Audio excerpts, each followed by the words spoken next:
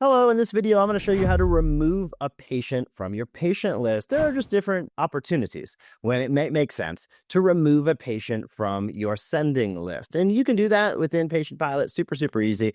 Of course, you're going to start out by going to the members area, members.thesmartchiropractor.com. Be sure to save that on your desktop, your tablet, whatever you use most frequently. This is my test account you see on the screen right here, and I am logged in. And to remove a patient, you're simply going to go down on the right-hand side where you see helpful links.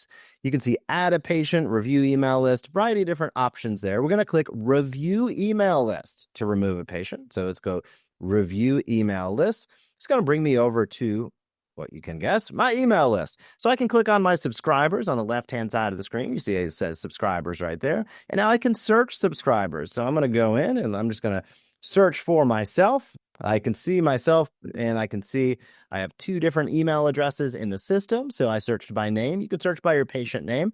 Let's say this was the email address I wanted to remove. All I have to do is click on that email and that name. It's going to bring me to this screen. It actually gives you an array of really great stats regarding this individual. The stats within Patient Pilot go deep. We make it super easy for you to see the results. But you can go as deep as you want with these stats. If we're going to remove this individual, I'll click on that edit button, that big edit button right there. Again, you can see a variety of the different information as far as the engagement. But if I wanted to remove this person, you see where it says email status. We have active, deleted, or unsubscribed.